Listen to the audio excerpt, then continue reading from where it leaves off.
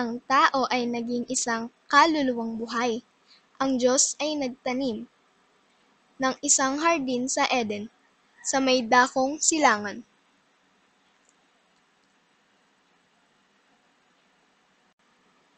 Kanais-nais sa paningin, at mabuting kainin, ang punong kahoy ng buhay, at punong kahoy ng pagkakilala ng mabuti at masama. Kinuha ng Diyos ang tao, inilagay siya sa hardin ng Eden upang iyon ay sakahin at ingatan. Nag-utos ang Diyos sa tao na mula sa bawat punong kahoy, sa hardin ay makakakain ka hanggang sa masiyahan ka. Ngunit kung tungkol sa punong kahoy ng pagkakilala sa mabuti at masama, ay huwag kang kakain mula roon, sapagkat tiyak na mamamatay ka.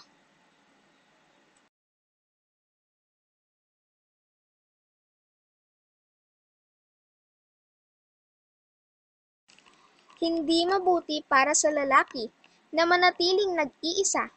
Gumawa ang Diyos ng isang katulong para sa kanya. Bilang kapupunan niya, inanyuan ng Diyos mula sa lupa ang bawat mailap na hayop sa parang bawat lumilipad na nilalang sa langit. Ano man ang itawag doon ng lalaki, iyon ang nagiging pangalan nito.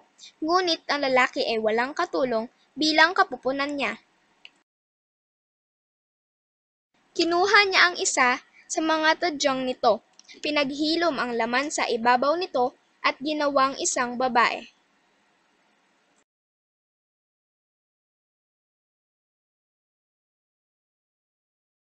Ito sa wakas ang buto ng kanyang mga buto, laman ng kanyang mga laman. Ito ay tatawaging babae, sapagkat kinuha ito mula sa lalaki. Kapos sila nanatiling hubad, gayunmay hindi sila nahihiya, at ang serpyente ang pinakamaingat sa lahat ng maiilap na hayop. Sinabi nito sa babae na hindi sila mamamatay kung kakain sila ng mula sa punong kahoy ng mabuti at masama. Sapagkat nalalaman ng Diyos na sa mismong araw na kumain kayo, mula roon ay madidilat nga ang inyong mga mata. Kayo nga ay magiging tulad ng Diyos na nakakakilala ng mabuti at masama. Ang babae ang unang kumain ng bunga ng punong kahoy na iyon.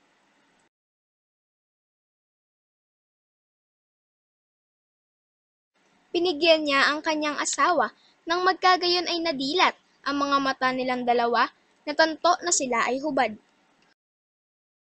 Gumawa sila ng kanilang mga panangkip dahil sa pangyayaring ito. Sinumpa ang serpyente at sinabi ng Diyos sa tao, na sa pawis ng iyong muka ay kakain ka ng tinapay hanggang sa ikaw ay bumalik sa lupa, sapagkat ikaw ay alabok at sa alabok ka babalik. Sa gayon ay pinalayas niya ang tao, at nakipagtalik si Adan kay Eva, na kanyang asawa, at ito ay nagdalang tao.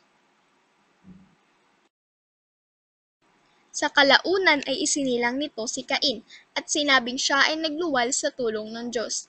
Nang maglaon ay muli siyang nagsilang sa kapatid nito na si Abel.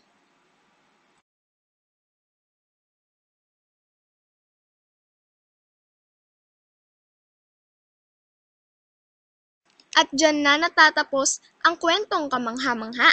Ito sana ay naintindihan nyo ng lubos at waring maikapit sa pang-araw-araw na gawa.